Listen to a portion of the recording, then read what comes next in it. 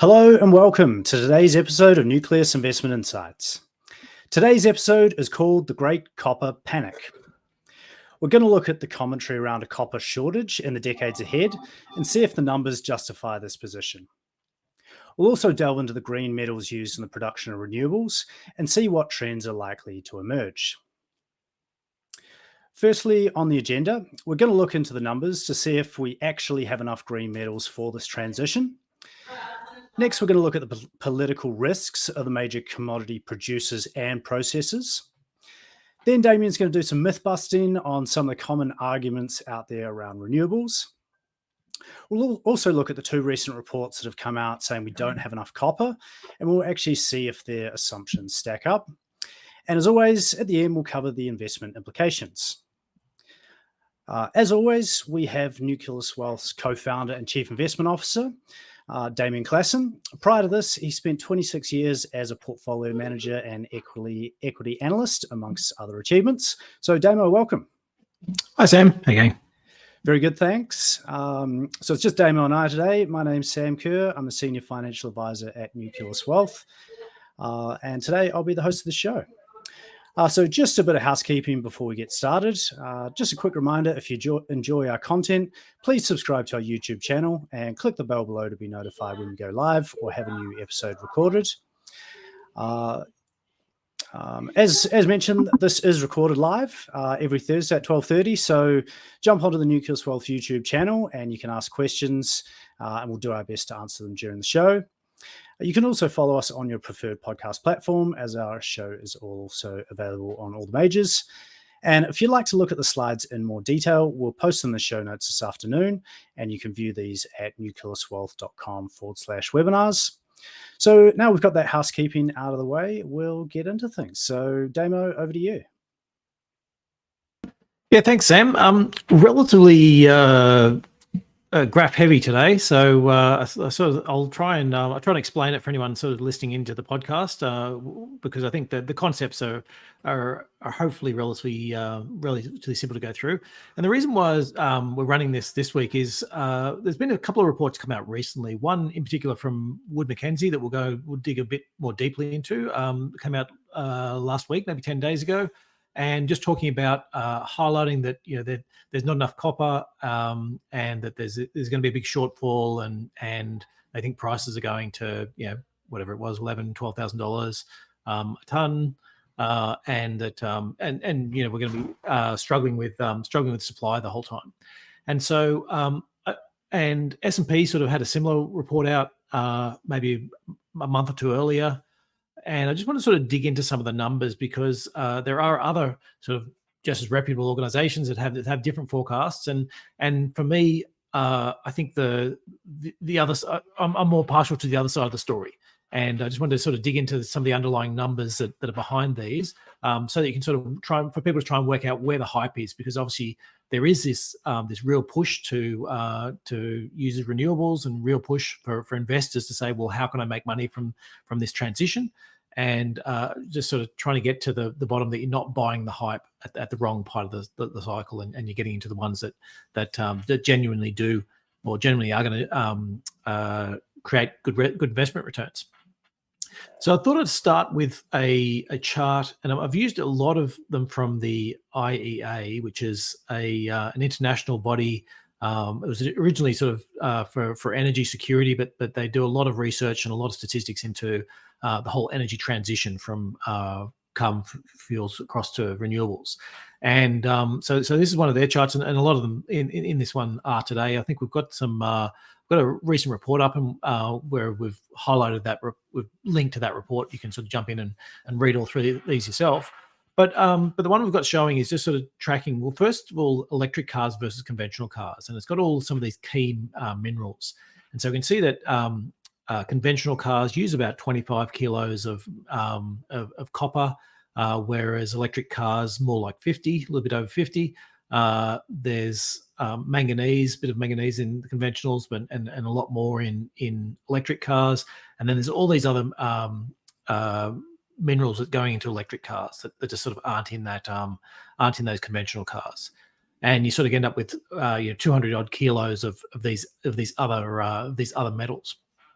And then you look at the power generation, and it's a similar story in terms of there being natural gas and coal. The natural gas and coal-fired power plants don't use that much in the way of metals per megawatt. But when you start jumping into solar PV and particularly the wind, you start getting a lot of these other metals coming through. And so, the raw thing of looking at that is, okay, we need to make sure we've got enough of these other metals. And so the question comes back to, that you look at the conventional car and go, you need double in an electric car.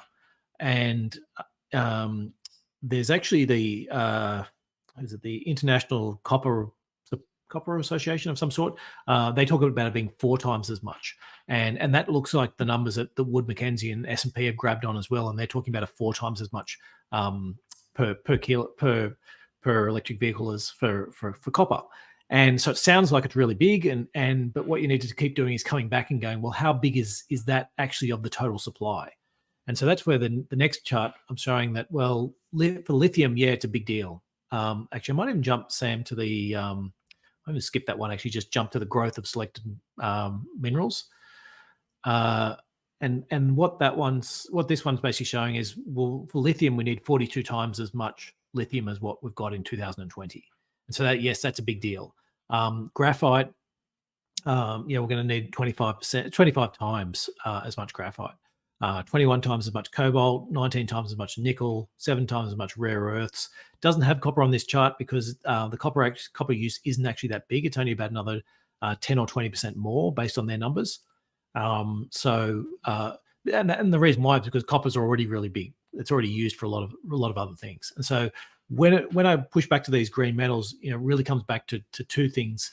One is, how abundant is this and how easy is it to get up and running the supply? But then the second is, how big is the rest of the market? Because in copper in particular, the rest of the market is so big that you're actually you're just not having that much of an effect on it by in terms of the expansions. So we know there's some minerals that we're going to need lots and lots more of. Now the question is, where are we going to get it from, and is it available? So the issue then comes back to, first of all, is a political risk. So if you look at the sort of top 3 producers of oil and gas and natural gas, tends to be US, Russia sort of makes up most of it. And then the question is whether it's Saudi Arabia or Iran or Australia ranks quite highly in natural gas, and so does Qatar in terms of exported LNG. But the top 3 sort of make up a little bit over 40-something%. In some of the other ones, say platinum, the top 3 producers in terms of countries make up almost 90%. Lithium, the top 3 producers makes up sort of 85%. And so, it comes back to saying, well, what are the risks within this? And so, could we have another Russia situation? I guess is where I'm getting to with this, is that if you do get a further breakdown in Russia and maybe a further splintering of China versus the rest of the world, where are the touch points? And that's what the US is sort of going through at the moment and trying to work out, supply chain wise, where are they really reliant upon 1 or 2 countries. And so the big ones there for political risks, cobalt in the Democratic Republic of Congo is a huge one, and then graphite and rare earths are 2 others where most of it's coming from China.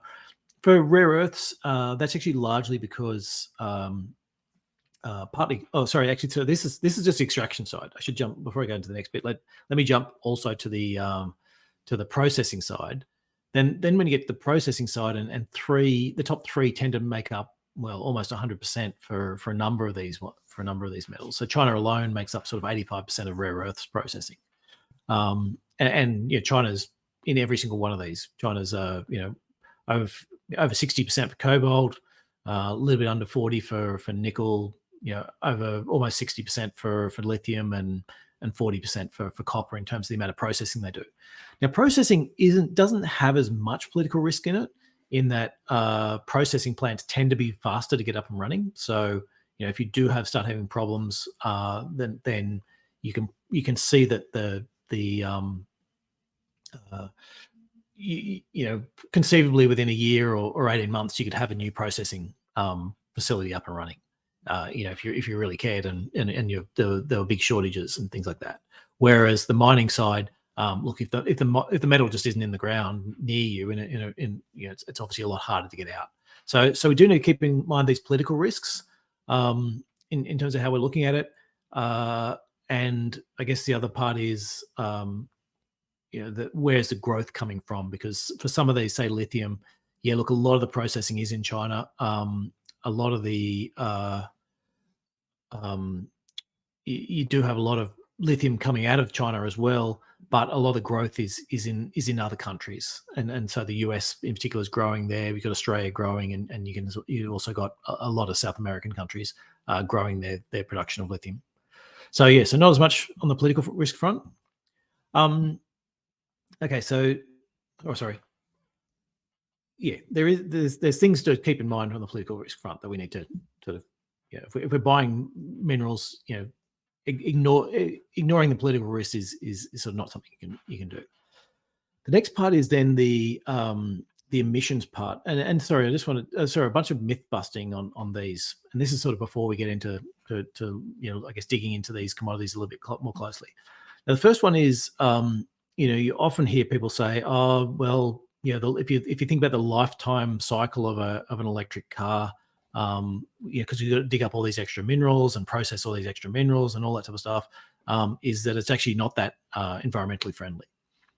Now, it is true that a battery electric vehicle takes a lot more minerals than internal combustion engine cars, but if you look at that on a longer term sort of life of vehicle basis, what we're talking about is a combustion engine car coming out with about 40 tons of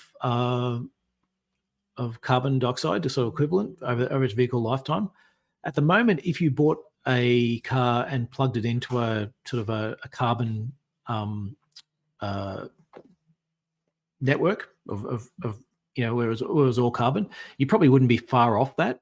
But mostly that's because of the electricity grid. And as the electricity grids green themselves over time, then the expectation is that will fall. So it's basically that there isn't actually that much more in terms of the production of the good, production of the car itself. It's maybe 30-40% more, but where you're going to get all the cost savings is really it's where your energy comes from. And so if you're getting energy from solar panels, or you're getting energy from quite green grids, then you're avoiding the carbon. So I guess I just wanted to highlight that you see that everywhere, that trope that they don't help the environment, but actually they really do help the environment. It all comes down to the electricity grid, though. If you're plugging into a dirty grid, it doesn't help that much.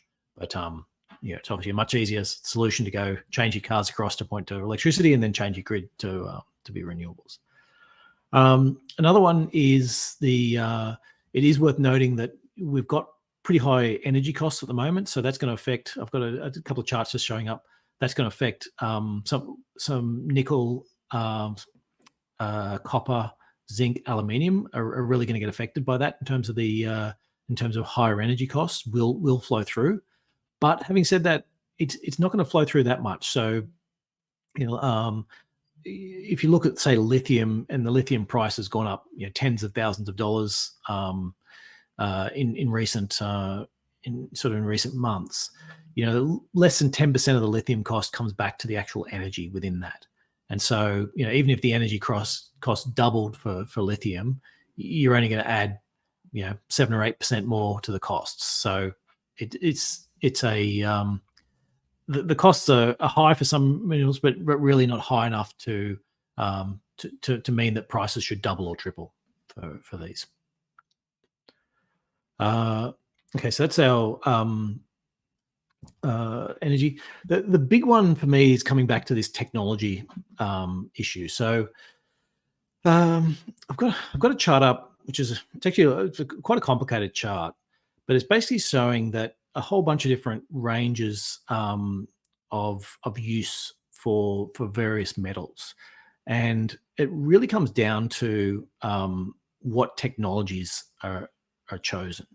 So if you decided, say, within electric motors, there's basically two main types of electric motors. There's a permanent magnet type, which uses not much copper, but a fair bit of rare earths, and that tends to be a lot more efficient, but more expensive.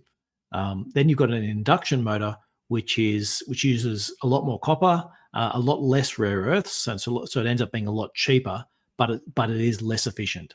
And so, which one of those wins out will really determine how much rare earths is going into the electric vehicles and how much copper. So, if you at the moment 90% of cars are using these permanent magnet ones, and so that means that you're really not looking like using that much copper. But if it flipped and the technology changed, then all of a sudden there's a reason to need a lot more copper within these cars, and that goes right across the range. So in terms of I've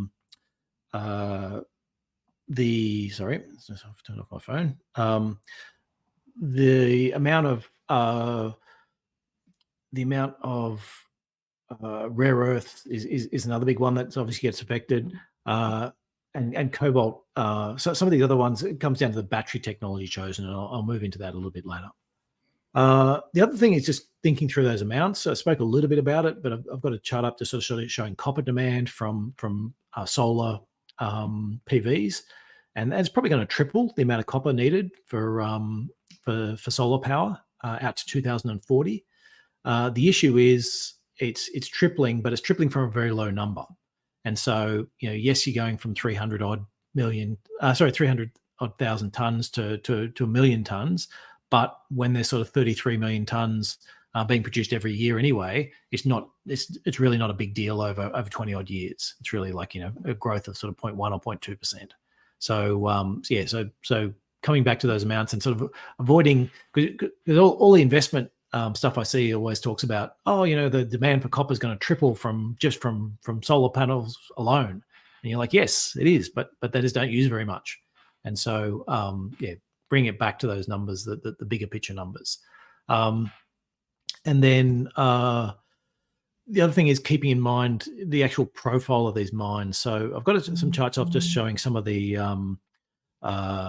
charts for the amount that's already coming on. So, for example, for cobalt, we've already got basically a doubling of supply based on projects that are already in production. Now, there is going to be a lot more cobalt needed throughout the rest of the decade, but over the next couple of years, there's a certain amount that's already sort of baked in. For copper, it's a little bit different in that we do have a sort of declining profile for copper, in that there is a sort of lack of, or some of these mines are starting to run out later on in the decade. And so you will need some of these new projects that are on the drawing board at the moment to get up and running. But the line for copper is a lot lower than the line for these others. And I think it comes down to weighing up. Are there some projects out there that notionally have a 10-year mining life, but actually, that they can easily be extended for longer periods as well. And Damien, is this sort of the primary reason where these reports coming out, saying there's going to be a copper shortage? Is that where this is coming from? This type of graph? Yeah, because of the declining profile. Yep. But the other thing is, so Wood Mackenzie is looking for, I think, 55 million tons of copper by 2040. Whereas I think the IEA is talking more like 35 million tons. So there's like some really big differences in assumptions, and I'll get into that for copper specifically. But some of these other minerals have the same type of do have the same type of differences in opinion about which technology. So cobalt is an important one. You could sort of go all out on cobalt and go, yes, this thing's going to be, we need lots and lots and lots of it, and we do. We need whatever it was, 6 or 7 times the amount of cobalt that we used to have. But there are technologies out there that just don't use very much cobalt at all. There's battery technologies. And so if you went all in on cobalt and then one of these other battery technologies wins out, then you've lost your investment bet. This technology is uncertain. It's hard to tell which is going to be the winning battery chemistry. I think I heard that there was I heard on a podcast there was, I think it's 70 companies that have raised over $100 million each for various battery technologies, and so they're not all going to be right. And each of them sort of got a different twist on it. I think there's from my take, I think the solid state batteries are winning out, just given the benefits you get, so they're lighter for the amount of power you get out of them, and they fix the chemistry, they'll be safer. So that sort of looks like a relatively I guess a relatively certain sort of line of development. But again, within the solid state, there's a whole bunch of different technologies within that in terms of how they're going to the different makeups of the metals. So yeah, it is difficult, and they do change for those. So moving into copper, the first thing I wanted to highlight is just that there has been a lot of capex, especially in recent years. So we've got here just sort of some charts showing that it's been somewhere between $10 and $20 billion worth of spending for the last 5 or 6 years, in terms of the amount of new supply projects, and all these types of reports mean that there are lots more sitting ready, waiting, ready to go. So generally speaking, all these minerals we don't have a shortage of. Even rare earths. Rare earths are not actually that rare.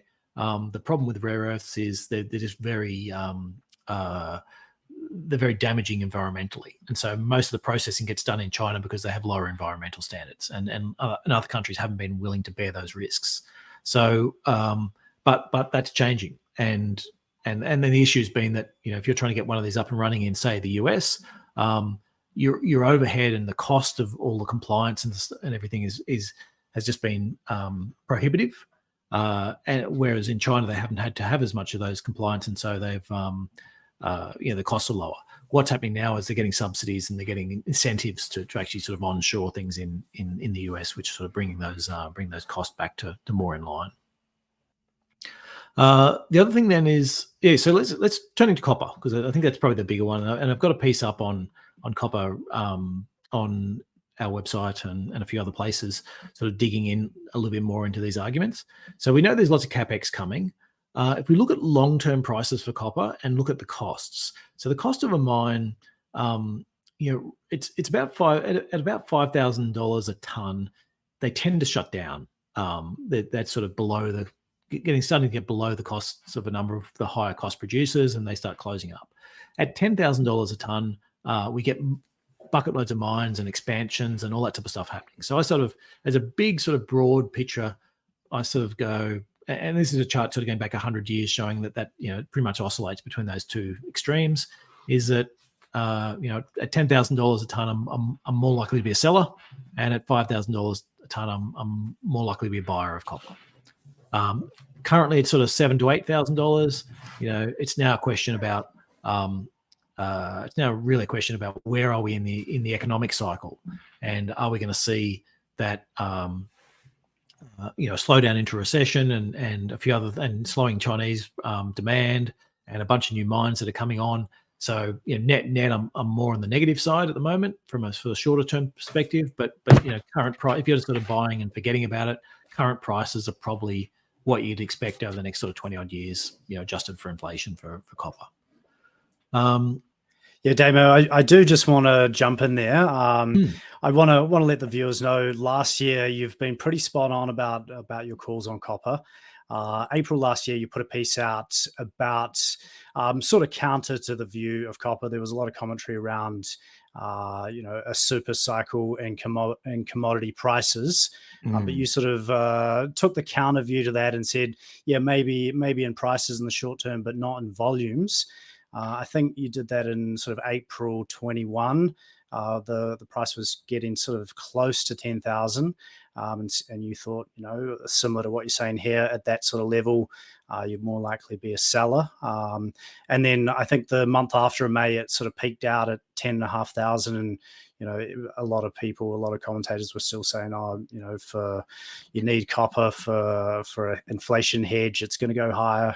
That's right. There was that whole Wall Street push for commodities. You got to have inflation. You got to have copper it's the only thing that's going to save you from inflation. And meanwhile, as inflation broke out, it fell 30%.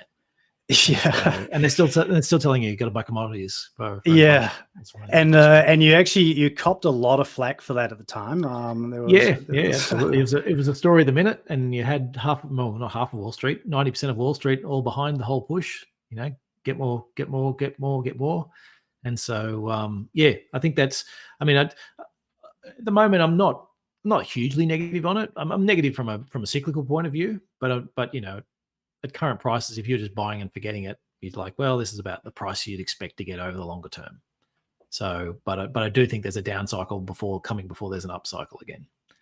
And the other thing is, there's always a grain of truth behind these bubbles, and the push behind it. And the grain of truth is, we do need more copper for all these things. We need triple the copper for solar panels and all that type of stuff. But then the flip side is, there's other sources that are going to fall, and where you'll get it from. Yeah, excellent. Oh, I just wanted to let everyone know that you're on the money on the copper chat. So I'll let you carry on.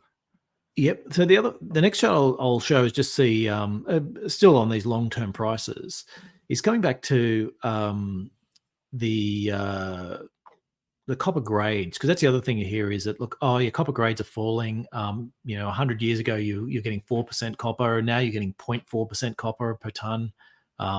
It's just getting harder and harder, and the costs are getting higher, and all that type of stuff like that. Now, I'll sort of take that, and we've mined all the easy stuff, is what you hear, and that's absolutely true. We've definitely mined all the easy stuff, but we've been mining all the easy stuff for 200 years or longer, 1,000 years.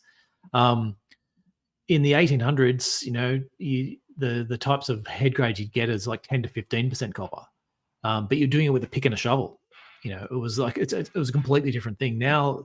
And then you moved into sort of automated mining, and now there's like they're using bulk mining methods, and you're getting robots and to doing more and more of it, and driverless trucks and all that type of stuff. Like it's getting harder. Yes, the grades are getting lower, but the technology is getting better as well. And so, it's no different to me for how we've seen things for basically, the last couple of 100 years. So then I jump to this. The other chart I'll put up is this Wood Mackenzie one, where this is where they're saying they think copper's growing from the demand for it's growing from sort of 28 or 29 million in 2020 to 55 million in 2040. And really, though, I could pick on some of the other assumptions, but the three big ones I want to pick on is their organic growth, their EVs, and their grid-related costs, grid-related growth. So that sort of gives you pretty much all that growth from those. Basically, 9 million from one, 9.5 from electric vehicles, and then 6.7 from grid-related. So let's sort of dig into each of those just to sort of have a look at the assumptions that look like they've made. So the first one is the amount of copper that goes into an electric vehicle. Now, you need we spoke before about 25 kilos of copper in a vehicle, and I've got a chart up to sort of just showing that the difference between a battery EV, which is a BEV on this chart, and the ICE is the internal combustion engine. So you have this glider that's pretty much the same for both. Then you've got the EV motor and the generator versus the sort of the internal combustion engine and the powertrain. Now, the EV motor uses a little bit more copper, but not a lot more. Really depends on what I spoke about before about that. Which way do you go? Now, 90% of them tend to be these permanent magnet batteries. They use sort of 5 kilos of copper versus an induction one could use 20. So if you assume that technology goes to the more efficient ones rather than the cheaper ones, then which is what they've done here, then that's where most of it comes from. Then you've got all these different battery technologies. Now there's the NCAs is nickel, cobalt, aluminium, nickel. Then you've got nickel, manganese, cobalt, and then so you can see all the different battery technologies there. Basically, the LFP ones are the main ones at the moment. So that's sort of using about 35, 40 kilos of power at the moment. Sorry, of copper. But all these other battery technologies that are out there and competing with it use about half that amount. The solid state batteries, they use maybe 30, 40% less. The solid state batteries use about half. And so if you assume that, you've got 18 years to go till 2040, at some stages they'll sort out the solid state batteries. The solid state batteries talking about coming into production over the next 2 or 3 years, sort of 2025 and on. So let's say they got it wrong by 5 years and they're not on until 2030. You've still got a decade for them to sort of scale up. And so so basically, if you went, it looks like what Woodmac's basically done is they've said, okay, well, let's use the most copper intensive type of EV motors, and let's just use current battery technology, and then you get to this nice high number of lots and lots of copper needed, and then you times that by 100 million cars in 2040, and now you've got a massive number. Whereas if you go back and say, well, okay, well, what happens if they don't use that one? If they only use the lower ones, then all of a sudden you can go from their sort of 9 million forecast back to about 3 million worth of copper needed. So almost all their shortage you can get by just saying, well, which is the technology is going to win out. Now, I'm not saying the ones I'm talking about will definitely win out, but there's as much of a good argument in the existing ones, solid state batteries and a permanent magnet motor to win out. Then you say then the next thing they you look at on that front is even just driverless cars. So again, this is definitely technology that's taken way longer to evolve than what people thought, and myself included. The issue is we've got another 18 years to go. If you're sure that we're not going to get driverless cars up and running in the next 18 years, then you can probably keep these assumptions. If though driverless cars do work and sometime in the next 18 years and they take off as basically the rough maths goes, it's $60 ish to rent a car. So the car company is basically happy to sell you a car for $60. The technology maker and puts on some overhead into that, and let's say takes it up to $70. Usually the cars only run at a quarter capacity, 3/4 of the time that they ever rented out. So it's basically saying if you're a car company is happy to rent out a car for call it $50 a day, and make a profit on that in terms of a driverless car. So if they're making $50 a day, driving it for 15 hours, doing say 3 trips an hour, they're going to make like $3 an hour on this thing. Like you're basically saying, if whatever they're charging, the end consumer is probably going to be roughly, public transport prices for driverless cars. And so if driverless cars do take off and people can effectively get a taxi for the same price as public transport, then the number of cars is very likely to plummet, because people just won't have that second car or the third car. All those seldom used cars people will just end up getting taxis effectively for it, driverless taxis.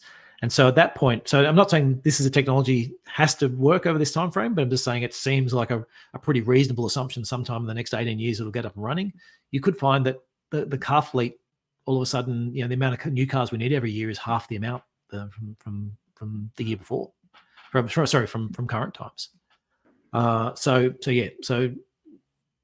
that's the biggest problem I have is that one. The next one they have is this organic growth figure. They've got like another 8 or 9 million worth of copper coming from organic growth. Now, for me, when you look at copper use per capita over the last few years, it's basically stalled for the last 8 or 9 years, basically going nowhere. And this, mind you, includes all the actual electric vehicles we have come on already, and all the grid changes and all that type of stuff like that. So if you take out the electric vehicles and you take out the grid, quite possibly this is going backwards in terms of the per capita use over the last decade or so. So I don't have any special insight into this other than to say, well, look, it's if that's where it is now, and let's just say we use whatever the UN forecasts are for population growth, well, you end up with a number about half of what Wood Mackenzie's forecasting. So they're sort of so first we've kind of gone. You can save. They think there's going to be 9 million tons of copper that's missing, and then you're going, well, 6 of it comes from just using different technologies in your EVs. Another 4 or 5 comes from using just saying population growth. Like we're already into negative copper based on their assumption. And that's before you get to China. And so China, we've spoken a number of times about this. The new floor space started in China. China is actually the Chinese construction market is the biggest consumer of copper in the world, and housing starts are down 50%. Keeping in mind that copper gets used at the end of the process. So you build a house, it's not until the end that really when you're putting in a lot of the appliances and sort of the copper piping and stuff like that towards, well, I guess copper piping is probably towards the middle of it, but a lot of the appliances all come at the end. And so you really haven't seen all of that downturn yet in terms of the Chinese copper as well. So that's one more negative again on top of all these negatives. Your biggest customer is quite possibly going to halve the amount of copper that they use. Then you get to grids. So that was the third category that we had. So in terms of grids, again, it's this idea. I've got a graph just sort of showing that of the amount of copper sort of planned to use in grids from sort of 2030 to 2040, most of it is about grid expansion. So maybe 3/4 of it is maybe a little bit more is about expanding the grid in terms of the distribution. So the issue for me though on this front is it's sort of I think it's probably the base case. As a base case argument, it's probably fair enough.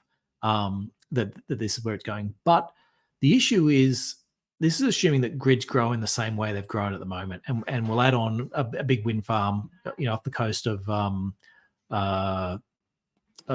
Victoria, and then you'll need a lot of cables and everything like that to bring it all back. But the issue is maybe that won't actually be the way grids evolve. Maybe grids evolve more into sort of localized grids where you might end up with sort of transmission lines back that might be helping to fill up batteries. So effectively you go, you have local grids for a few thousand houses. You've got a bunch of batteries, whether they're shared batteries or individual batteries in there, and they get filled up by sort of local renewable technology, and then they get topped up by other sources from elsewhere. And if that's the case, if that's the model that we grow into, it's actually possible we might even need less transmission and less distribution than what we currently have, because it's not about sort of transmitting, huge amounts of energy right across the country. It's actually more about, generating most of the energy where it's created, and then sort of trickle feeding batteries to fill them up when they get low or things like that. And so, yes, so there's some growth in grids, but I guess what I want to say is that there's a feasible scenario where it doesn't actually, grids don't fill up. Then the other thing is on the technology front is there's potentially there'll be a switch to using more DC systems, and if that's the case, the DC systems use a fair bit less copper, and so if that's the case, it is more efficient. There's technology arguments for and against, and AC is entrenched. But if there is switching, then there's less copper needed. The other thing is a lot of transmission lines use a lot of aluminium as well, and so aluminium works out for transmission lines largely better because it conducts energy worse than copper, but it is much lighter and it's cheaper. And so there's a question about will you switch to more aluminium? Will you use DC? And just more reasons to say, well, it's not a lay down misere that copper is going to have all this growth built in. There's a number of technology options that people have, and it's too hard to say which one's going to be the path that gets taken. I guess where I'm getting to in this is sort of as a summary of the overall bit is, okay, so we've got all these minerals, and I'll dig into a sort of investment view at the end of this. But we've got all these minerals. We know there's lots of demand for it. The flip side is most of them are actually really quite they're quite common, and so it's a question of then saying how big is the actual, how big is the opportunity versus how quickly can this supply come online, and where are the prices meeting. So copper is probably the poster child for me of the most hyped for the least reason. I do think some of the others do have genuine growth in it, but a lot of that is already reflected in the price. So, lithium, for example, look, there are other technologies that could take over from lithium, but they seem to be unlikely to do so. And so, it does look like lithium is going to grow, astronomically, but there is just so much lithium around. Now it's a question really about, and with, it's economical for most companies to pull it out of the ground at below $10,000, and prices are sort of currently $50,000. And so, it's just going to keep. There's lots of incentive for companies to just build that out. And so, yes, there'll be shortages. You'll make money from it here and there, but as a long-term bet, I'd be saying $50,000 plus is too high as a price. Eventually, it'll come down. I don't know. That could be 20 years though, if the mine doesn't keep up fast enough. But it could be much faster if all these mines come on board, and then all of a sudden some technology changes and there's not as much lithium in some batteries, and it could be going the other way. So nice one, Damo. So we've had a little bit light on viewer questions today, but David Lees he's saying copper recycling from used electric vehicles. That'll also be a thing, but that hasn't previously existed. So I'd imagine in the future there's other recyclable materials that can be used. And all of these will move into a more steady state where you start going, okay, so there's a lot of lithium we've got to pull out of the ground, but then in 10 years' time, there'll be more recycling of the lithium that we made today. And so so there is that element of recycling will definitely come and help ease some of that. And copper is a good example as well, where trying to sort of set up some rules, and I'm just trying to remember what they were. In sort of 2018, they started banning a lot of the China was doing a lot of recycling for other countries, and then they started banning that. So and the problem was, so that was a lot of that was like the cardboard and the paper and stuff like that. And so they're like ban all these recycling things, and they sort of threw the baby out with the bathwater, where they banned a bunch of copper as well. And then all of a sudden they didn't have as much copper to recycle, to sort of give them extra ones. So we sort of went through a bit of a lull, and that picked up again big time in 2021. Like that sort of, we rocketed in terms of the amount of actual copper recycling that was going on. So there's sort of a bit of a natural pickup in some of these as well. Yeah, excellent. And I do just want to say you did reach out to Wood Mackenzie, ask them to come on the podcast to debate some of their assumptions, but unfortunately they didn't want to. No, politely declined. Yes. Great. So now we have our viewer question of the week. This is for viewers to have some discussion in the comment section over the coming days. So the question for this week is, which mineral is the best play on an electric future? So feel free to post your thoughts and engage with us and some of the other viewers over the coming days. And now we've just got the last segment, the investment implications. Yeah. So okay. So of the major ones, I guess it's worth noting as well. The one I did mean to mention was that cobalt was one of the ones that is going to double and triple and take off in terms of the amount it's needed. The issue, so it was 20 times more cobalt needed than what we have at the moment. The issue with that one is cobalt actually is usually a byproduct. So if people have got nickel mines or copper mines or other things, as part of doing that, cobalt often ends up being produced as a byproduct. And so the investment implication for that as an individual sector is you need to keep an eye on what else is going on. If there's a boom in copper and a boom in nickel in mines that also have cobalt, then you might end up with enough supply regardless. So it's almost like yeah, and similar to how we've seen the oil and gas in the US, in that all these producers producing lots of oil in the US also produced gas, and so you ended up with really low gas prices in the US because it was a byproduct of something else. So keeping remembering, what is being produced, how is it being produced, what are other things affecting it. Assume right now, if you're reading about this stuff, there's lots and lots of hype out there, and you just need to sort of take with a big grain of salt. Look at the technological risk and don't sort of go all in and going, yes, I've decided this is the metal which is for me, and it's in all these different it's in all these different technologies, and we're going to use lots of it, and so therefore I'm going to buy lots of it. There's things like silicon, which is effectively pretty much rock, and so there is lots of it out there. It's a question of processing. It's not a question of scarcity. And so, keep in mind that a lot of these that are very available, and it's really just a matter of a price, getting a price to a level where people are willing to expand supply. So the net effect for us is that, how we look at it, there's people out there trying to find gold, I suppose, in inverted commas, in these various minerals. And then there's other people out there who are selling the picks and shovels and actually saying, well, once you've found this stuff, we'll then plug it into the networks and we'll do the work to build out the networks, or to change them, or put the batteries in, or whatever it is. That's where we're looking at the moment in terms of what we're buying. They're the types of companies we're putting into it. We just look at the technological risk within these, and also the current prices of a lot of these minerals versus their longer term expectations, and just don't think the risk return adds up at the moment. Excellent. That almost wraps us up, Damo. Thank you so much for putting on the show. And it's a super well-informed view you're putting out there. I'm sure the viewers are going to get lots of insight out of that. Excellent. Thanks. Awesome.